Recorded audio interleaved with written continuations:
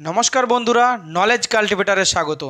আমি সুদীপ ঘোষ শুরু করে যাচ্ছি ক্লাস, যেখানে পড়ার সাথে হাসি ফ্রি। আজকে একটা গুরুত্বপূর্ণ কারেন্ট টপিক নিয়ে আলোচনা করব, যা আমাদের কম্পিটিটিভ এক্সামের জন্য কিন্তু অত্যন্ত গুরুত্বপূর্ণ। আমরা জানি সারা ভারতবর্ষ জুড়ে নেট পরীক্ষা আর নিট পরীক্ষায় দুর্নীতি নিয়ে কিন্তু জোর গুঞ্জন চলছে। বিরোধীরা সরকার পক্ষকে চেপে ধরছে, অন্যদিকে সাধারণ মানুষও কিন্তু ভারতবর্ষের শিক্ষা ব্যবস্থায় যে এত বড় দুর্নীতি হয়েছে সেই দুর্নীতির বিরুদ্ধে আওয়াজ তুলছে। আর এই বিতর্কের মধ্যেই পরীক্ষাতে আগামী দিনে যাতে দুর্নীতি না হয়, অর্থাৎ আগামী দিনে এই সমস্ত পরীক্ষাতে দুর্নীতি আটকানোর জন্য কেন্দ্র সরকার নতুন একটি আইন জারি করেছে। তো আজকের ভিডিওতে দেখে নেব এই আইনটি নিয়ে। তো আজকের ভিডিওর টপিক হলো পেপার লিক প্রিভেনশন ল 2024, অর্থাৎ পেপার লিক আটকানোর জন্য যে আইন কেন্দ্র সরকার জারি করেছে সারা ভারতবর্ষে, সে নিয়ে কিন্তু দেখে নেব। তো আজকের ভিডিওতে আমাদের যে পার্টগুলি আমরা আলোচনা করব সেগুলি হলো যে কেন এই আইনকে পাস করা হলো, এই আইনটা কি, এই আইনে কোন কোন অ্যাকশন বা চার্জের কথা বলা হয়েছে, এই আইনে কোন কোন শাস্তির কথা বলা হয়েছে, আর সত্যিই কি এই আইন দ্বারা ভারতবর্ষের বুকে এই পরীক্ষাতে দুর্নীতি আটকানো সম্ভব, তাও কিন্তু আলোচনা করব। তো ভিডিওটি ভালো করে দেখুন, আর ভিডিও সম্পর্কে আপনার মতামত কি অবশ্যই কমেন্ট বক্সে জানাবেন। তো আজকের আমাদের ভিডিও পেপার লিক প্রিভেনশন ল 2024, যেটা জানা যাচ্ছে যে এই মুহূর্তে সারা দেশে বিতর্কের ঝড় চলছে। নিট পরীক্ষা অর্থাৎ ডাক্তারিতে বা মেডিকেলে ভর্তির প্রবেশিকা পরীক্ষা, আর নেট পরীক্ষা অর্থাৎ কলেজের প্রফেসর হওয়ার যোগ্যতার পরীক্ষার বিরাট বড় দুটি দুর্নীতি নিয়ে, এই দুর্নীতি নিয়ে কিন্তু সারা ভারতবর্ষ এখন তোলপাড়। শিক্ষক, অভিভাবক, ক্যান্ডিডেট, এমনকি সাধারণ মানুষও কিন্তু এই বড় দুর্নীতির বিরুদ্ধে আওয়াজ তুলছে। অনেকেই বলছে স্বাধীন ভারতবর্ষের বুকে এত বড় দুর্নীতি হয়তো আগে কখনো হয়েছে কিনা সে নিয়েও সন্দেহ দেখা দিচ্ছে। আর শুধু যে কেন্দ্র সরকারের এই বড় বড় দুর্নীতি হচ্ছে তা নয়, আমরা দেখেছি প্রত্যেকটা রাজ্যে কিন্তু এই চাকরির পরীক্ষা নিয়ে একাধিক দুর্নীতির অভিযোগ উঠেছে। আমাদের পশ্চিমবঙ্গেই প্রাইমারি টেটের পরীক্ষা, এসএসসির পরীক্ষা, গ্রুপ সি গ্রুপ ডির পরীক্ষা, পুলিশের পরীক্ষা, এমনকি পিএসসির পরীক্ষাতেও গাদা মানে প্রচুর অভিযোগ উঠেছে এই দুর্নীতি নিয়ে। এমনকি আমাদের পশ্চিমবঙ্গের প্রাক্তন শিক্ষামন্ত্রীর বান্ধবীর বাড়ি থেকে কোটি কোটি টাকা উদ্ধার হয়েছে। তাই শুধু পশ্চিমবঙ্গ নয়, বিহারেও পরীক্ষায় লিক হচ্ছে কোশ্চেন পেপার, উত্তরপ্রদেশে তো বারবার কোশ্চেন পেপার লিক হয়েছে। অর্থাৎ প্রায় প্রত্যেকটি রাজ্যে কিন্তু এরকম একাধিক অভিযোগ আছে। আর এই একাধিক অভিযোগ কেন্দ্র সরকার এবং রাজ্য সরকারগুলির এই শিক্ষায় দুর্নীতি কিংবা পরীক্ষায় দুর্নীতি নিয়ে কিন্তু সাধারণ মানুষ খুবই চিন্তাগ্রস্ত। আর এই দুর্নীতিকে আটকানোর জন্যই কিন্তু ভারত সরকার রাতারাতি এই দুর্নীতি আটকানোর জন্য বা মেনলি পেপার লিক আটকানোর জন্য আইন জারি করেছে আমাদের ভারতবর্ষের সরকার, অর্থাৎ কেন্দ্রীয় সরকার। এখন কি আইন জারি করেছে? ভারতবর্ষের বুকে আগামী দিনে যাতে কোনো পরীক্ষাতে দুর্নীতি না হয় তার জন্য ভারত সরকার যে বিশেষ আইনটি সারা ভারতবর্ষ জুড়ে জারি করেছে তার নাম হলো public examination prevention of unfair means act 2024, অর্থাৎ সরকারি যে সমস্ত পরীক্ষা হবে, কোনো নিয়োগের পরীক্ষা বা কোনো ভর্তির প্রবেশিকার পরীক্ষা, সেই সমস্ত পরীক্ষাতে যাতে আনফেয়ার বা কোনো দুর্নীতি না হয় সেটাকে আটকানোর জন্যই এই বিলকে পাস করা হয়েছে। অর্থাৎ পরীক্ষাতে, ভর্তির পরীক্ষা কিংবা কোনো চাকরির পরীক্ষাতে যাতে আর দুর্নীতি না হয়, তাই এই আইনকে সারা ভারতবর্ষ জুড়ে পাস করা হয়েছে। যদিও এই আইনের সপক্ষে যে বিল পাস করতে হয় সেই বিল কিন্তু পার্লামেন্টের দুই কক্ষ লোকসভা রাজ্যসভাতে অলরেডি পাস হয়ে গেছিল আমাদের বছরের ফেব্রুয়ারি মাসে। এমনকি আমাদের মহামান্য রাষ্ট্রপতি কিন্তু এই বিলের উপরে স্বাক্ষর করে দিয়েছিলেন। অর্থাৎ তখন থেকে এই বিল কিন্তু আইনে পরিণত হয়েছিল, কিন্তু ভারত সরকার সেই বিলকে সারা ভারতবর্ষ জুড়ে লাগু করেনি বা ইমপ্লিমেন্ট করেনি, রিজার্ভে রেখে দিয়েছিল। কিন্তু যখন সারা ভারতবর্ষ জুড়ে এই নিট দুর্নীতি বা নেট দুর্নীতি বা রাজ্যের বিভিন্ন দুর্নীতি নিয়ে তোলপাড় হচ্ছে, তখনই কিন্তু ভারত সরকার এই ড্যামেজ কন্ট্রোলের জন্য রাতারাতি যে আইনটা রিজার্ভে রাখা ছিল সেই আইনটাকে সারা ভারতবর্ষ জুড়ে জারি করেছে এই 21শে জুন মধ্যরাতে, অর্থাৎ 22শে জুন থেকে কিন্তু এই আইন সারা ভারতবর্ষ জুড়ে জারি হয়ে গেছে। এখন মেনলি এই আইনের উদ্দেশ্য হচ্ছে চিটিংকে আটকানো। এখন চিটিং কতটা আটকাবে সেটা তো পরের কথা। এই মুহূর্তে কেন্দ্রীয় সরকারের মেন লক্ষ্য হচ্ছে যে তারা ড্যামেজ কন্ট্রোল করা। তাদের সরকার এই মুহূর্তে ড্যামেজই আছে, সেই ড্যামেজটাকে কন্ট্রোল করার জন্য এই আইনকে সামনে এসে মানুষের একটা আই ওয়াশ করা বা মানুষকে দেখানো যে আমরা কিন্তু কড়া আইন এনেছি। এখন এই আইনে কোন কোন চার্জ বা কোন কোন অ্যাকশনের কথা বলা আছে, এই যে আইনটিকে পাস করা হয়েছে সেই আইনে কিন্তু মোট 15 ধরনের ইললিগাল কাজ বা বেআইনি কাজ বা দুর্নীতির কাজের কথা উল্লেখ করা আছে, যেগুলিকে এক একটিকে বলা হয়েছে অপরাধ বা এই সমস্ত পরীক্ষাতে দুর্নীতি করার অপরাধ। তার মধ্যে আমি মোট 5টা খুব গুরুত্বপূর্ণ চার্জ বা অ্যাকশনকে তুলে ধরব। প্রথম বা first, leak of question paper and answer কি। বলা হয়েছে যে যদি এরকম পরীক্ষাতে যদি কেউ কোশ্চেন পেপারকে লিক করে দেয় কিংবা অ্যান্সার কিকেও লিক করে দেয় তাহলে সেটা হচ্ছে একটা বিরাট বড় অপরাধ এই আইনে। তার সাথে অ্যাক্সেস পেপার ইলিগালি, কোনো ব্যক্তি যদি পরীক্ষার পেপারকে আগে বা পরে যদি ইললিগালি বা বেনিয়ম করে সেটিকে ব্যবহার করে সেটাও কিন্তু এই আইনের একটি গুরুতর অপরাধ হিসাবে বিবেচিত হবে।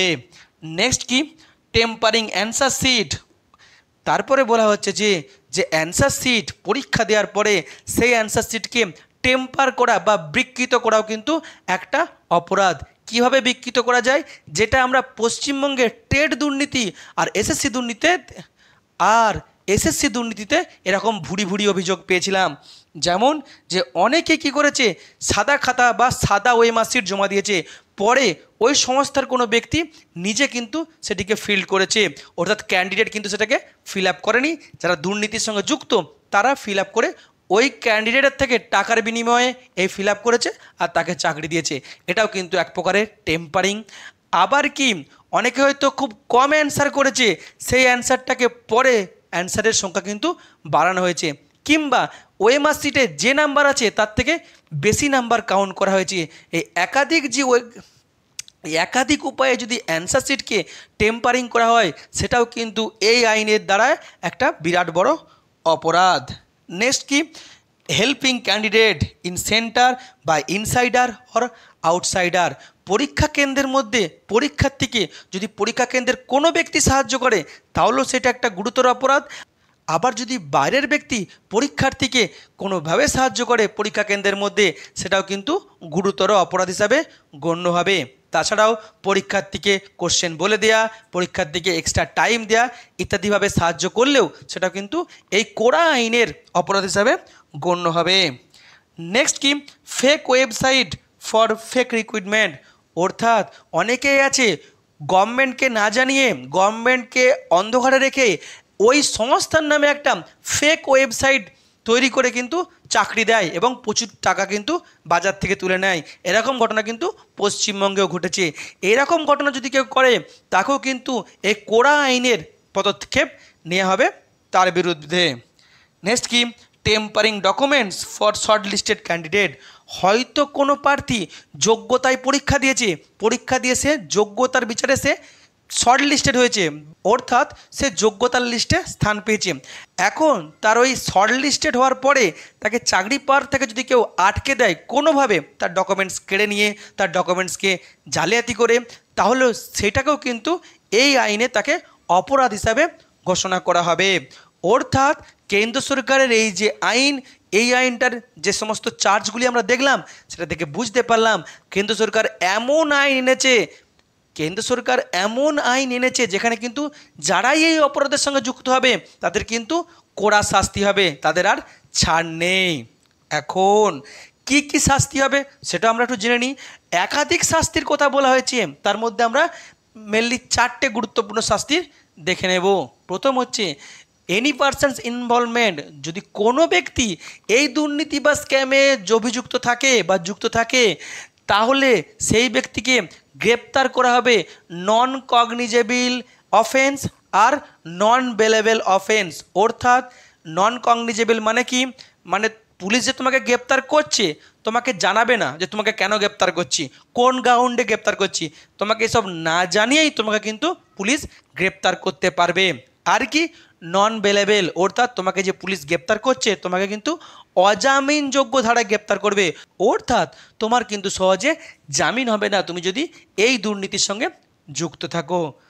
নেক্সট কি, যে 3 to 5 ইয়ার জেল, যে ব্যক্তি এই দুর্নীতির সঙ্গে যুক্ত থাকবে তার 3 থেকে 5 বছরের জেল হবে।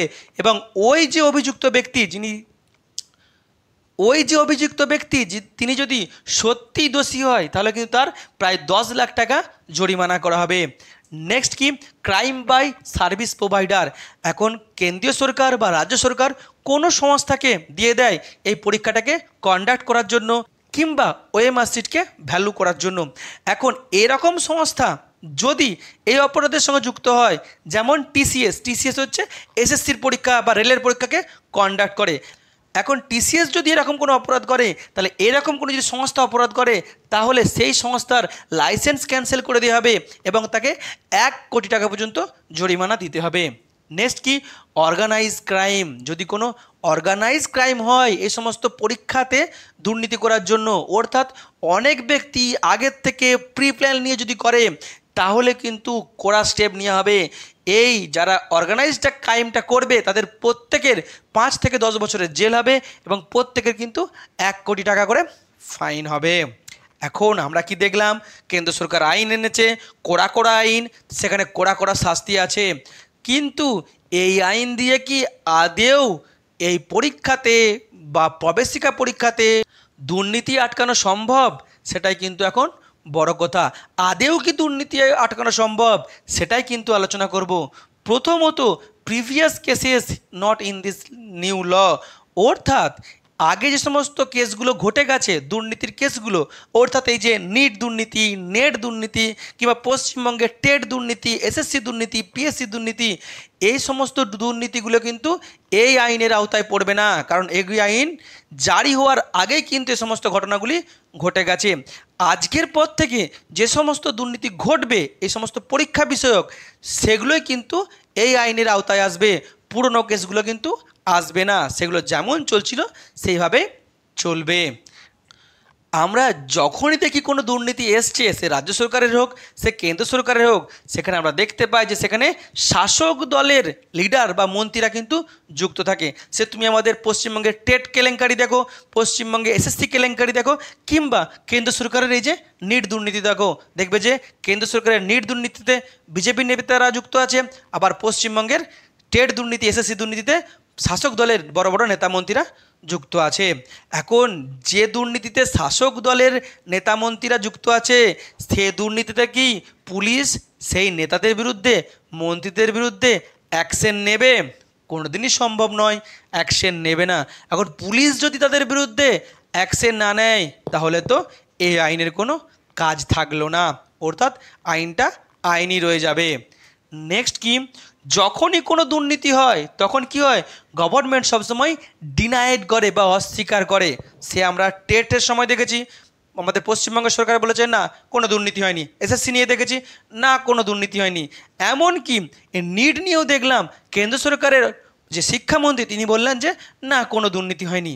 এখন কোনো সরকারের মন্ত্রীরা যদি বলে বা সেই সরকার যদি বলে দুর্নীতি হয়নি, তাহলে সেই সরকারের পুলিশ কিংবা সিবিআই কিংবা ইডি কি নিজেরা তদন্ত করতে পারে বা অ্যাকশন নেবে?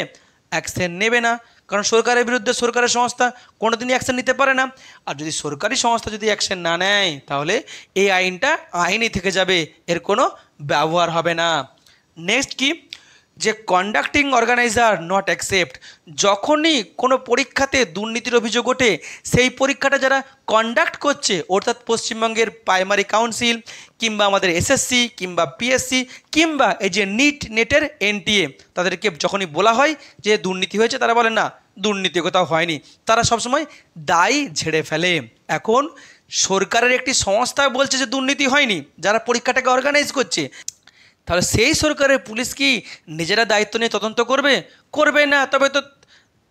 তাহলে তো দুই সরকারের দুই সংস্থার মধ্যে ভিন্ন মত দেখা যাবে। অর্থাৎ সেখানেও কিন্তু পুলিশ কোনো স্টেপ নেবে না, আর কোনো স্টেপ না নিলে এই আইনটা আইনই রয়ে যাবে, এর কোনো কিন্তু কাজ হবে না।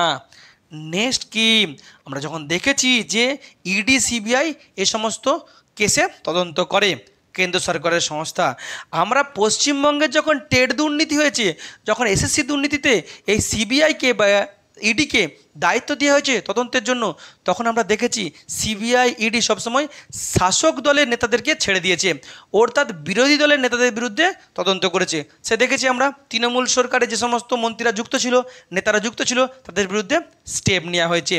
কিন্তু এই তৃণমূল সরকারের যে নেতা ছিল, যারা পরে বিজেপিতে গেছে, যেমন শুভেন্দু অধিকারী, এই সব নেতার বিরুদ্ধে কিন্তু কোনো স্টেপ নেয়নি এই ইডি সিবিআই। অর্থাৎ ইডি সিবিআই যদি তদন্ত করে তাহলে তোমাকে দুই পক্ষের লোকের বিরুদ্ধেই স্টেপ নিতে হবে, অথচ তুমি বিরোধী পক্ষের নেতাদের বিরুদ্ধে স্টেপ নেবে, সরকার পক্ষের বিরুদ্ধে স্টেপ নেবে না, তাহলে কিন্তু হয় না। তাহলে কিন্তু কোনো মতেই এই দুর্নীতির জাস্টিস আমরা পাবো না। অর্থাৎ এখানেও কিন্তু একটা বায়াস বা ইম্পার্সিয়ালিটি দেখা দিচ্ছে, আর সেখানে তো এই আইনের কোনো কাজই হবে না। অন্যদিকে ইডি সিবিআই যে তদন্তভার নিয়েছে সেই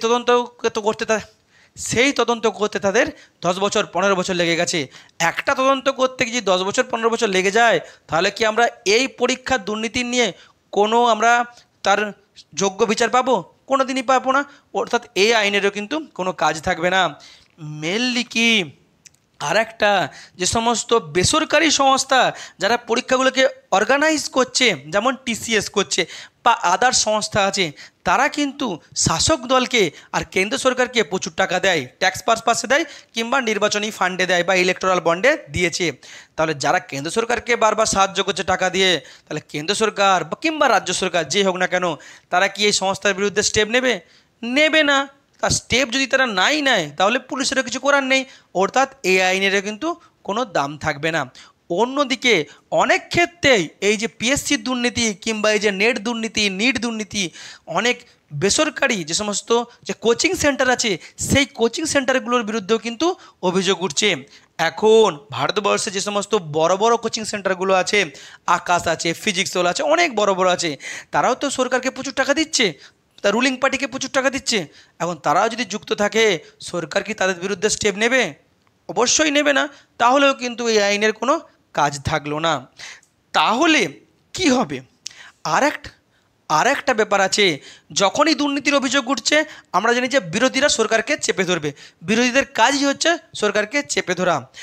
এখন কি হচ্ছে কি, বিরোধীরা ধরো কেন্দ্র সরকারের এখন বিজেপির হাতে আছে, আর বিজেপির যারা বিরোধী পার্টি আছে কেন্দ্রে, অর্থাৎ কংগ্রেস, তৃণমূল, এরা আছে, এরা কিন্তু কেন্দ্র সরকারের বিরুদ্ধে একটা বিরাট বড় চাপ সৃষ্টি করছে। কিন্তু মাথায় রাখতে হবে, এই বিরোধী পার্টির কোনো না কোনো দল কিন্তু আবার রাজ্যের আন্ডারে আছে বা রাজ্যের ক্ষমতায় আছে, আর তাদের সরকারের বিরুদ্ধেও কিন্তু এরকম বড় বড় পরীক্ষায় দুর্নীতির অভিযোগ উঠছে। অর্থাৎ কেন্দ্রের বিজেপি সরকারের বিরুদ্ধে যেমন নিট দুর্নীতি হচ্ছে, নেট দুর্নীতির অভিযোগ উঠছে, সেরকম পশ্চিমবঙ্গে তৃণমূল সরকারের বিরুদ্ধেও কিন্তু টেট দুর্নীতির অভিযোগ উঠছে, এসএসসি দুর্নীতির অভিযোগ উঠছে। তাহলে সেই বিরোধী দল যাদের সরকারের উপর চাপ সৃষ্টি করার দরকার, তারা কীভাবে করবে? তুমি রাজ্যে দুর্নীতি করবে, অথচ তুমি কেন্দ্রে সরকারের দুর্নীতির বিরুদ্ধে অভিযোগ তুলবে, এটা তো হয় না। অর্থাৎ এরকম কিন্তু একটা পরস্পর বিরোধী একটা সম্পর্ক তৈরি হয়ে যাচ্ছে। তার ফলে কিন্তু এখানে কোনো কাজ হবে না, একদিক না একদিক থেকে কিন্তু সেটিং হয়ে যায়, অর্থাৎ পার্টি রাজনৈতিক দলগুলিতে সেটিং হয়ে যায়। আর আদতে কারা মরছে? যারা যোগ্য প্রার্থী, যারা এই দুর্নীতির শিকার হচ্ছে। তাহলে এখন কিভাবে এই আইনগুলিকে কার্যকর করা যাবে? তার একটা মূল কারণ, উদ্যোগ নিতে হবে আমাদেরকে।